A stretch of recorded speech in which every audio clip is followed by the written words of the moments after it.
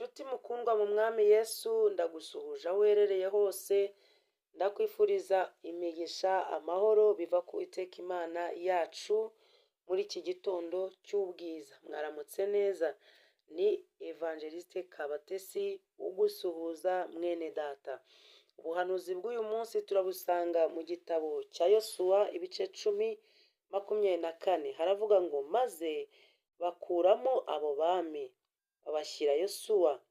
Yosuwa ahamagaza abagabo b'Abisiraheli bose, abwira abatware b'ingabo bajyanye nawe ati, nimuze munyegere mukandagire ku majosi y'aba bami.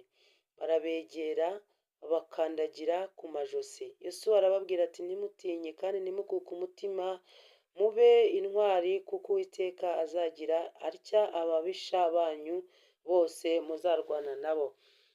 Iki gitondo Imana irakubwira ngo ikugabije abami, ugiye kubakandagira hejuru.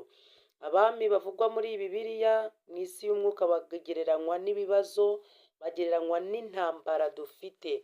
Ushobora kuba ufite ikibazo kinini cyane kirenze ubwenge bwawe, kirenze imitekerereze yawe, ntaho kukurwanirira uruhare, ntaho kugufasha uruhare, ariko Imana iguhaye ubutware, iguhaye ubushobozi bwo guhagarara hejuru y'icyo kibazo. Hagarara hejuru y'ikibazo ufite, ugikureho, ukibwire ngo wa kibazo wenda kwimuye kandi ndakwirukanye, kuko ari ikibazo gikomeye. Imana iguhaye kukinesha.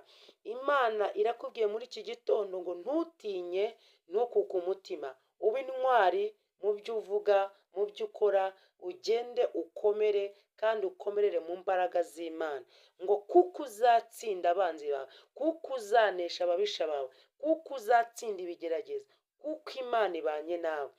Imana rero ikugirire neza mwene data. Mu buhanuzi bw'uyu munsi wumve ko Imana iri mu ruhande rwawe kandi ikugirire neza. Data urera kandi urakiranuka, uri umunyembaraga mu isi ndetse no mu ijuru. Haleluya. Turasenze Uwiteka Imana, duhagaze hejuru y'ibibazo byose dufite. Nsengeye mwene data, ikibazo afite cyose Mana umutsindishirize, umuhe ubutware, umuhe ububasha bwo guhagarara hejuru y'icyo kibazo afite mu izina rya Yesu.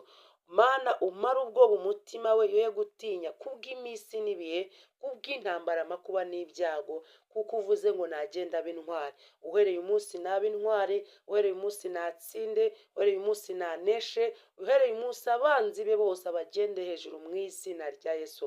Urakoze mwami, nguhaye icyubahiro kandi ndagushimye kuko uri umwami, kuko ugira neza, kuko uratabara mu izina rya Yesu. Amen.